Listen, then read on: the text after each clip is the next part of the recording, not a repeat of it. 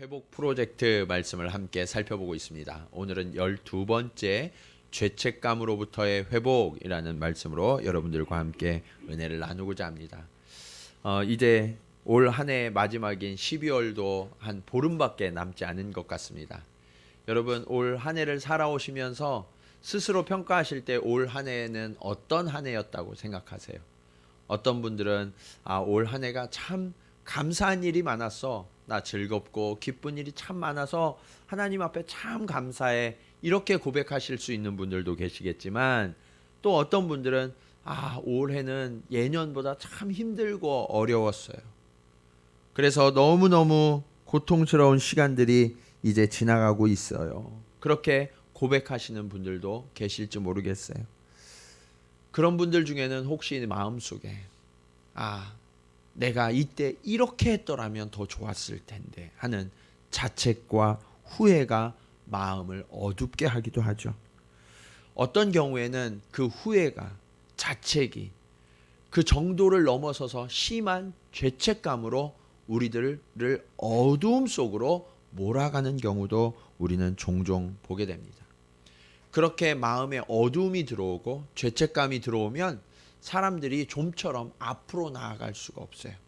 이제 새해가 밝아오고 새로운 일들이 우리에게 시작되는데 우리는 앞으로 나아가는 것이 아니라 여전히 뒤로 물러서서 과거에 사로잡혀서 두려움 속에 어두움 속에 거하는 영혼들이 우리 주변에도 얼마나 많이 있는지를 몰라요.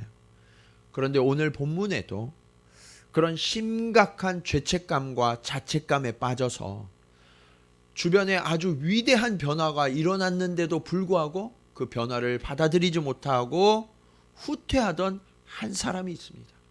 그 사람이 누구냐? 바로 베드로였어요.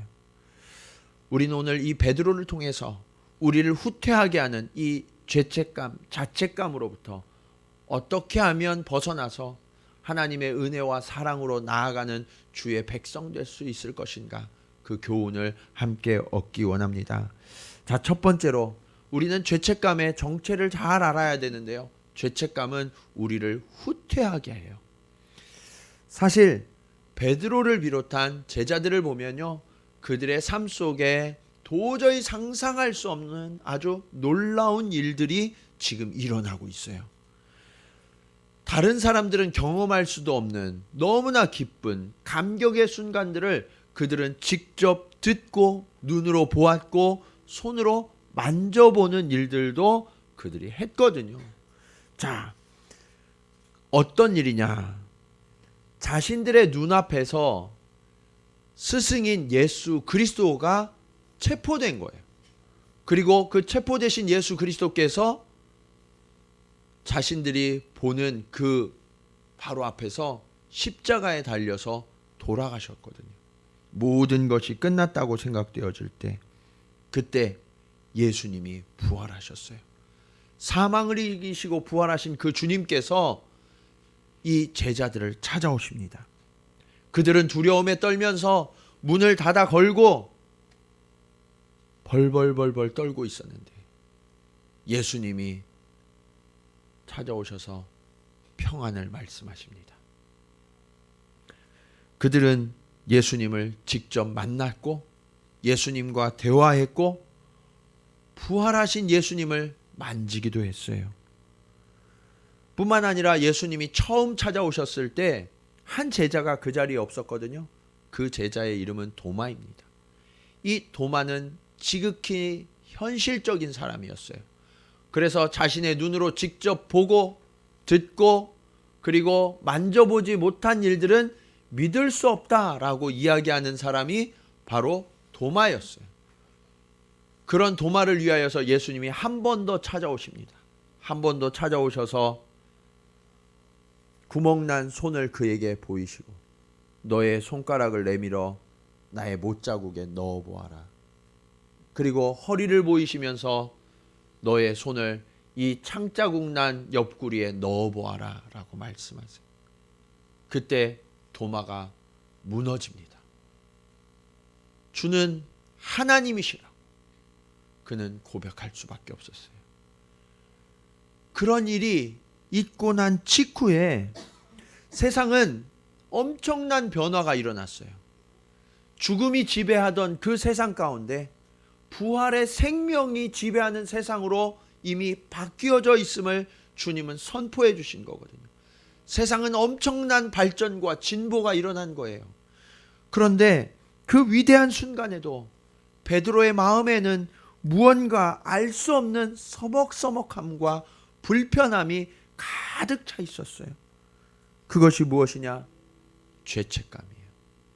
내가 예수님을 부인했는데, 예수님을 저주했는데, 예수님을 버리고 도망갔는데. 사실 예수님이 잡히시기 전날 밤 예수님은 제자들의 발을 씻어주시고 만찬을 함께 베풀어 주셨습니다. 그 만찬의 자리에서 예수님이 나는 내일 죽으러 가고 너희들은 나를 버리고 떠나갈 거야 라고 말씀하십니다. 그때 베드로가 아주 강하게 항변합니다. 주님, 다른 사람들은 다 버리고 주를 떠날지라도 오직 저만큼은 주님을 끝까지 따라갈 거예요. 제 생명을 걸고라도 주님을 꼭 지켜드리겠습니다. 이것이 베드로의 고백이었어요. 그렇게 호언장담을 했는데 막상 예수님이 체포되시고 재판받던 현장에서 베드로의 모습은 너무나 무기력했어요. 한 여종이 베드로에게 이야기합니다. 너도 저 사람과 같이 있는 사람 아니야? 아니야, 나 저 사람 몰라. 또 누군가가 이야기합니다. 2번에 걸쳐서 내가 보니까 당신 예수와 함께 있었어. 심지어는 예수를 저주하며 나는 그를 알지 못한다고 부인합니다. 그때 닭이 3번 울어요. 예수님이 말씀하셨거든요. 네가 나를 3번 부인하고 닭이 울면 그때 깨닫게 될 거라고. 성 밖으로 나아가 펑펑 울며 후회합니다. 이 죄책감이, 이 후회감이 베드로의 마음을 완전히 지배하고 있었어요. 그렇게 되자 예수님이 부활하신 최고의 순간을 맞이하고 있는데도 불구하고 그의 마음 가운데는 기쁨이 없어요. 감사가 없어요. 그 예수님을 반가이 맞이할 면목이 없는 거예요. 그러자 베드로는 그 예수님이, 부활하신 예수님이 자신을 찾아오셨음에도 불구하고 아주 뜻밖의 엉뚱한 제안을 합니다. 여러분, 뭐 잡으러 갔대요? 정말 어이없는 장면 아닌가요? 부활하신 예수님이 나타나셔서 그들과 함께 하자고 말씀하시는데 이들은 후퇴하고 있는 거예요. 설교를 준비하면서 제가 예수님이라면 마음이 어땠을까라는 생각을 한번 해봤어요. 그러니까 이런 마음이 들겠더라고요. 내가 이러려고 이들을 제자로 삼았나? 이러려고 이들을 위해서 내가 죽었나? 그러면서 자괴감이 들었을 것 같더라고요. 그런데 여러분, 주님이 그런 베드로를 보시면서 부르시는 호칭을 우리가 잘 볼 필요가 있어요. 오늘 본문에 보면 15절로 다시 오시면 뭐라고 부르셔요? 베드로를 뭐라고 부르세요? 요한의 아들 시몬아. 이것은 베드로가 예수님을 만나기 전의 이름이에요. 예수님이 이 베드로를 만난 이후에 그의 이름을 너는 베드로라 라고 부르시거든요. 베드로는 무슨 뜻이에요? 반석, 바위. 여러분, 반석과 바위는 흔들려요? 흔들리지 않아요? 흔들리잖아요. 요동하지 않아요. 그런데 이 바위는 너무 흔들리는 거예요. 예. 너무 흔들리다 못해 뒤로 가버렸어요.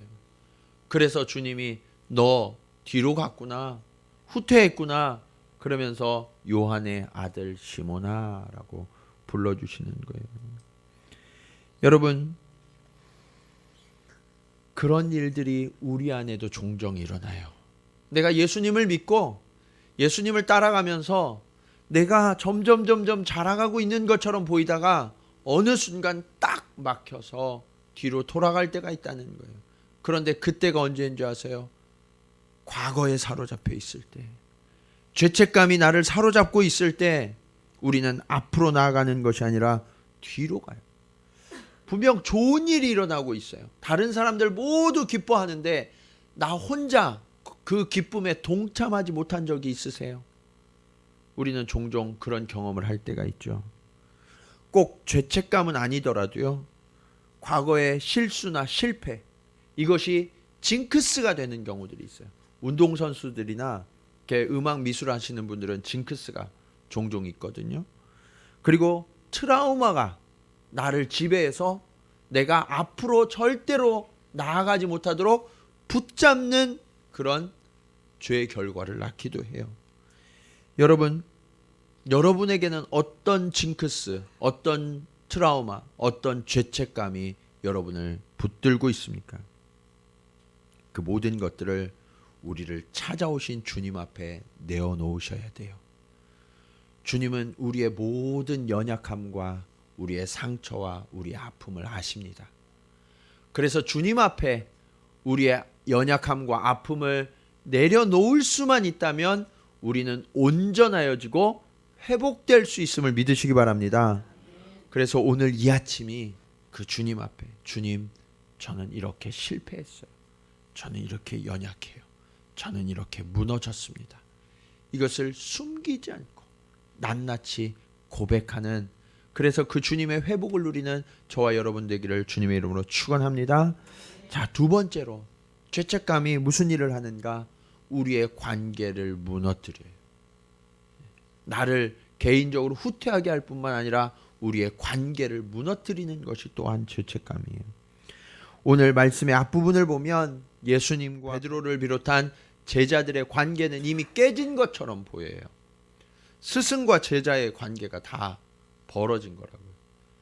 여러분, 예수님을 부인하고 모른다 하고 도망쳤잖아요, 제자들이. 그것도 한 번이 아니에요. 예수님이 부활하시고 그들에게 나타나셨으면 그 정도면 정신 차려야 되잖아요. 그런데 그들이 어떻게 했어요? 또 도망가는 거예요. 그들은 죄책감 때문에 예수님을 보면 마음이 편안하지가 않았어요. 그러니까 예수님을 피해서 멀리 도망치고 말았던 거예요.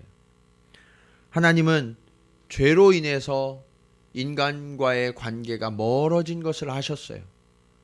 그래서 이 관계, 이 깨어진 관계를 회복시키시고자 예수 그리스도를 이 땅에 보내주셨죠. 그리고 예수님께서 죄인인 저와 여러분을 위하여 십자가에서 대신 피 흘려 죽으셨어요. 그 때문에 우리는 죄로부터 자유케 된 거예요. 하나님과의 관계가 그 순간 회복되고 우리는 하나님과 멀어진 관계에서 연합된 관계로 거듭나게 된 거죠. 자, 그러면 하나님과 우리 사이에 가로막는 죄가 있어요, 없어요? 없어요. 예수님이 우리를 위해서 대신 돌아가셨기 때문에 우리는 더 이상 죄를 염려할 필요가 없는 거예요. 주님이 그 죄를 완전히 담당해 주셨거든요. 이것을 기독교에서는 뭐라고 말씀하시냐? 은혜라고 말해요. 뭐라고요? 은혜. 받을 자격이 없는 자들에게 값없이 주는 선물, 그것이 은혜예요. 우리는 날마다 넘어져요. 어쩌면 어제도 오늘도 넘어졌는지 몰라요. 그러나 주님은 그 모든 죄까지 다 담당하시고 용서하셨음을 믿으시기 바랍니다. 어떤 분들은 그렇게 생각하시는 분이 있어요. 예수님이 십자가에서 나의 죄를 대신 담당하셨던 것을 내가 믿어요. 그러나 저는 예수님을 믿은 이후에도 계속 죄를 짓는 걸요. 여러분, 괜찮아요. 그것이 하나님과 우리 사이를 갈라놓을 수 없어요. 주님은 과거의 죄뿐만 아니라 현재 우리가 짓고 있는 죄, 앞으로 우리가 지을 죄까지도 영원히 다 담당하셨음을 믿으시기 바랍니다. 우리는 자유케 된 거예요. 네. 우리는 주님 앞에 나와 그 죄를 고백하기만 하면 언제든지 용서받을 수 있는 열쇠를 이미 갖고 있는 거예요. 그랬기 때문에 우리는 예수님을 선물로 받아야 돼요.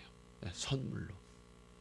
이 성탄의 계절이 기뻐야 되는 이유는 다른 것 때문에 기쁜 것이 아니라 예수님이 나에게 선물로 주어졌기 때문에, 그것 때문에 우리는 성탄을 기뻐해야 되는 거예요. 그런데 지금 베드로와 제자들의 문제는 뭐냐면 그 은혜의 선물이신 예수 그리스도를 만났어요. 그럼에도 불구하고 여전히 죄책감에서 벗어나지 못하고 있는 거예요. 여러분들도 혹시 그러세요? 내가 예수님을 만났고 예수님을 믿고 있는데 나는 여전히 죄책감에서 시달리고 있다면, 여러분, 이것이 심각한 문제예요. 그리고 이 죄책감의 문제는 오랫동안 인류를 괴롭혀 왔어요. 물론 죄를 짓고도 아무것도 느끼지 못하는 것도 심각한 문제죠.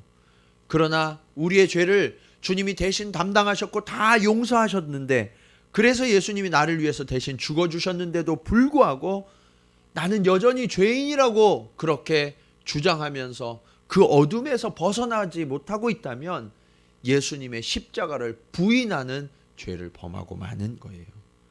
그러므로 여러분, 이 죄책감, 트라우마로부터 자유하시기 바랍니다.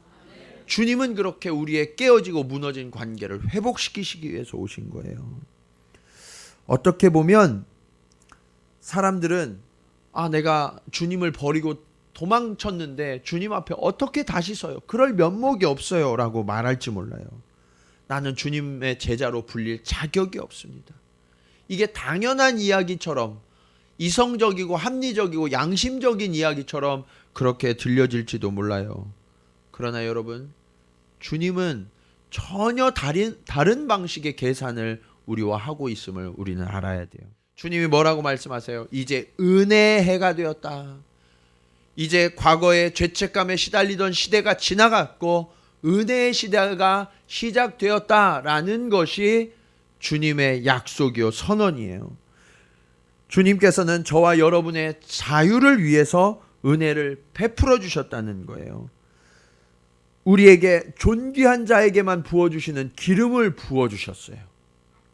더 이상 죄된 자가 아니라는 거예요. 그리고 우리가 포로된 것을 아시고 우리에게 자유를 주셨고, 우리가 눈이 멀었다는 것을 아시고 다시 보게 하셨고, 우리가 죄에 눌려 있다는 것을 아시고 우리를 자유롭게 하셨다라고 약속하고 계세요. 여러분, 이것이 주님이 저와 여러분에게 오신 이유예요. 이것을 신뢰하시고 그 주님을 영접하신다면 여러분은 주님이 주시는 진정한 평화와 자유를 얻게 되는 거예요. 여러분, 그 주님을 영접하시기 바랍니다. 그러면 우리는 더 이상 죄인이 아니에요. 누구도 우리를 정죄할 수 없어요. 판단할 수 없어요. 여러분은 더 이상 실패자일 수 없습니다.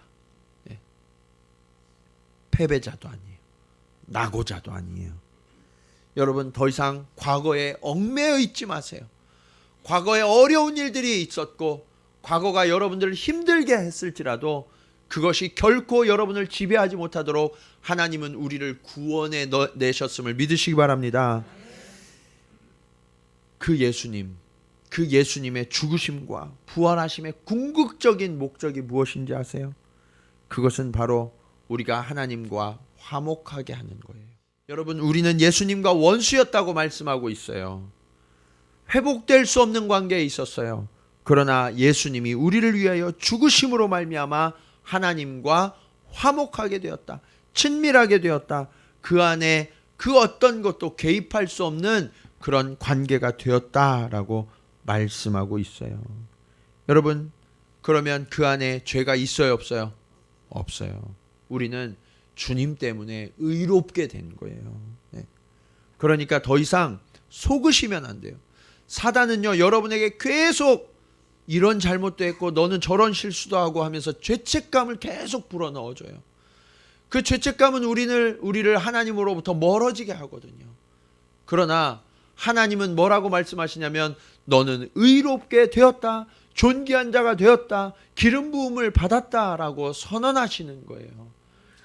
죄책감은 속는 거예요. 트라우마는 속는 거예요. 하나님이 우리와 함께하고 계시는데 어떤 죄가 우리를 하나님의 사랑에서 끊을 수 있겠습니까? 어떤 자책감과 어떤 트라우마가 우리를 지배할 수 있겠어요? 여러분을 똑똑히 보세요. 여러분은 하나님과 함께 하시는 존귀한 존재가 되었음을 믿으시기 바랍니다. 성경은 언제나 그렇게 하나님께서 우리를 먼저 찾아오시는 분이시라고 말씀하고 있어요. 아담과 하와가 선악과를 따먹고 죄를 지었을 때 그들의 반응은 수치심, 부끄러움 때문에, 죄책감 때문에 치마를 해 입었다가 그 치마도 금방 시들어버리고 마니까 무화과 나무 밑에 숨어 있었다라고 말씀하고 있어요. 그때 하나님이 찾아오십니다. 찾아오셔서 이름을 부르세요. 아담아, 아담아, 내가 어디 있느냐. 하나님은요, 그들의 죄쯤은 문제가 되지 않았어요. 넉넉히 그들을 품어주실 수 있었어요. 그러나 죄책감에 사로잡힌 아담은 밖으로 나갈 수가 없었던 거예요. 하나님이 어떻게 하셨어요? 그들을 찾아오시고, 그리고 그들을 위하여 어린 양을 잡으셔서 피를 흘리시고 옷을 해 입히셔서 그들의 죄책감, 그들의 수치심으로부터 그들을 건져주셨다라는 것이 성경의 약속이에요. 오늘 본문도 제자들은 바다로 나아갑니다. 사람들이 아무도 없는 곳, 죄책감으로부터 우리를 손가락질할 수 없는 그곳으로 그들은 나아가요. 그것도 낮이 아닌 밤에 물고기 잡으러 바다 한가운데에서 안개가 낀 그 바다에서 그들은 홀로 있었어요. 그러나 예수님이 그들을 찾아오십니다. 이른 새벽 주님이 그들을 찾아오셔서 관계를 회복시켜 주세요. 이것이 오늘 말씀의 마지막 교훈으로 이어져요. 죄책감은 사랑으로 치유됩니다. 다른 것으로는 치유될 수 없어요. 오직 사랑으로만 치유될 수 있는 거예요. 아까 말씀드린 것처럼 예수님은 도망친 제자들을 찾아서 이른 새벽 갈릴리 바닷가에 나가십니다. 안개 낀 바닷가에 서셔서 제자들은 주님을 알아보지 못했지만 주님은 한눈에 내 사랑하는 제자들이 저기에서 고생하고 있다는 것을 알고 계셨어요. 주님이 묻습니다. 너희들에게 고기가 있느냐? 고기를 잡았느냐라고 물으세요. 제자들은 아니요, 우리가 밤새 수고하였지만 잡은 것이 한 마리도 없습니다 라고 대답했어요. 여러분, 이 사실이 무엇을 말씀하는지 아세요? 죄책감으로부터 도망친 자리, 수치심으로부터 도망친 자리, 트라우마를 피하여서 도망친 자리, 우리는 도망치기만 하면 되는 줄 알아요. 그러면 내가 그 죄책감, 그 트라우마로부터 조금 괜찮아지겠지라고 생각해요. 그럭저럭 살아갈 줄 알아요. 그러나 그들의 수고가 어떻게 되었다고 성경이 말씀합니까? 밤새 수고하였지만 한 마리도 잡을 수 없었다라고 말하고 있어요. 여러분, 주님이 거하시지 않는 자리는 우리가 아무리 수고해도 그 수고의 대가를 얻을 수 없다는 거예요. 특별히 우리가 도망치고 피하여 간 자리, 그 자리에 우리의 수고는 헛된 것이 될 뿐이라고 말씀하고 있어요. 여러분, 죄책감으로부터 도망치지 마세요. 징크스와 트라우마로부터 도망치지 마세요. 그 자리는 도움이 되지 않는 자리예요. 그것을 우리는 반드시 아셔야 돼요. 그것을 아시고 주님이 먼저 찾아오셨어요. 주님은 제자들에게 이렇게 말씀하십니다. 배 오른편에 그물을 내려라.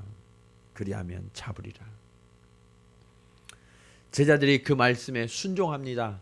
무엇인가 이끌린 듯 그냥 그 말씀의 권세에 눌려서 순종하게 돼요. 그러자 어떻게 되었어요? 그물을 들 수 없을 정도로 수많은 고기가 잡혔다라고 말씀하고 있어요. 그제서야 정신이 차려진 거예요. 우리에게 이 말씀을 전해주신 분이 누구지? 하고서 돌아보니까 그 중에 한 제자가 이렇게 이야기합니다. 자, 여기에 보면 주님이 사랑하시는 그 제자 요한이 주님을 너무나 사랑했기 때문에 주님의 음성에 눈치를 챈 것 같아요. 그리고 주님이시다라고 이야기해 줍니다. 그러니까 베드로가 어떻게 했다고 이야기하고 있어요? 네, 옷을 입고 그냥 바다로 풍덩 뛰어들어서 막 허우적 헤엄쳐서 주님께로 갑니다. 여러분, 다른 제자들은 어떻게 하고 있어요? 다른 제자들은요, 느긋하게 지금 예수님이 잡게 해주신 고기 걷어가지고 배에 싣고 노 저어서 오고 있어요. 네. 성경을 보면요, 이 베드로가 온 속도하고 배가 온 속도하고 거의 비슷해요. 네, 실제로 나중에 보면 뭐 먼저 뛰어들어서 허우적대면서 와봤자 배보다 빠를 수 없잖아요. 그러니까 비슷하게 오는데 베드로는 왜 그랬을까? 다른 제자들은 아무도 물에 뛰어들지 않았는데 왜 베드로만큼은 물에 뛰어들어서 주님 앞으로 그렇게 달려 나왔을까? 어떤 분들은 그렇게 해석하시는 분들이 있어요. 베드로가 다혈질이고 성급해 갖고 먼저 주님 앞에 가려고 뛰어들었다. 그런 해석도 가능할 거예요. 그러나 저는 조금 다르게 해석해요. 베드로가 물속에 뛰어들 수밖에 없었던 것은 그의 죄책감 때문이에요. 여러분, 죄책감이 있는 사람들은 행동이 어때요? 일반적인가요? 일반적이지 않아요. 그래서 죄인들을 분석할 때 요즘 거짓말 탐지기를 쓰죠. 거짓말 탐지기를 딱 조사해 보면 나타나요. 얼굴 표정으로는 똑같은 것 같은데 그의 심장 박동이나 여러 가지 신체 변화는 숨길 수가 없거든요. 죄책감이 그를 다르게 움직이게 하는 거예요. 일반적이지 않게. 베드로도 일반적일 수 없었어요. 그의 마음을 절제하고 자제할 수 없었어요. 그래서 바다로 뛰어드는 거예요. 그래서 막 바다를 허우적대면서 주님 앞으로 달려나갈 수밖에 없었던 거예요. 과잉 행동을 하는 거죠. 그런데 그렇게 나온 베드로와 제자들을 향하여서 주님은 아무 말씀도 하지 않으세요. 오히려 밤새 수고한 그들을 따뜻하게 맞이하시기 위하여서 불을 피워놓고 식사의 자리로 그들을 초청하십니다. 그들은 예수님 앞에 할 말이 없었어요. 식사를 다 마칠 때까지 아무 말도 하지 못한 거예요. 사실은 해야 될 말이 있어요. 주님, 죄송합니다. 우리가 잘못했어요. 그 이야기를 주님 앞에 해야 했지만 제자들은 그 말조차 할 용기가 없었던 거예요. 이런 상황에서 만약 여러분이 주님이라면 어떻게 하셨을 것 같으세요? 제가 주님이라면 베드로와 제자들에게 야, 니들 양심도 없냐? 어떻게 한 번도 아니고 두 번이나 나를 버리고 도망칠 수가 있어? 내가 부활했는데 왜 도망친 거야 도대체? 왜 내가 여기까지 이 새벽에 와야 돼? 이러면서 이야기했을 것 같아요. 그러나 이것이 우리의 방식이거든요. 우리가 죄책감에 빠진 사람들을 대하는 방식은 책망하고 탓하는 거예요. 지적하는 거예요. 그러나 사실요, 죄책감에 빠진 사람들은요, 그 마음이 이미 벌을 받고 있어요. 그렇기 때문에 굳이 책망하거나 지적하지 않아도 되거든요. 그런데 많은 사람들이 그 죄책감에 머리 숙인 사람들을 꼭 불러다 앉혀서 지적하고 책망하죠. 여러분은 어떠세요? 여러분들 많이 해보시지 않으셨어요? 네. 이미 많이 해보셨을 텐데 도움이 돼요, 안 돼요? 도움이 안 돼요. 네. 여러분의 남편과 아내 평생 동안 이야기 해보셨잖아요. 바뀌어요, 안 바뀌어요? 안 바뀌어요. 잔소리와 책망으로는 절대 사람이 바뀌지 않습니다. 자녀들에게 여러 말씀들을 하셨잖아요. 틀린 말 하셨어요? 옳은 말만 해요. 그러면서 꼭 얘기하시죠. 엄마는 아빠는 옳은 말만 해. 그런데 여러분, 그 말을 할 때 자녀의 표정은 더 안 좋아요.